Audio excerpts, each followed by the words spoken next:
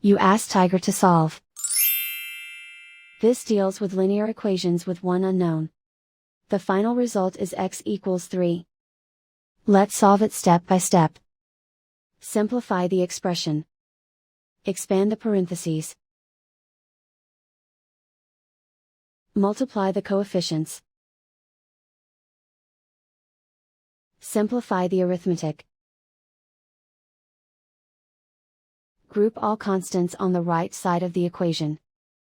Add 20 to both sides. Simplify the arithmetic.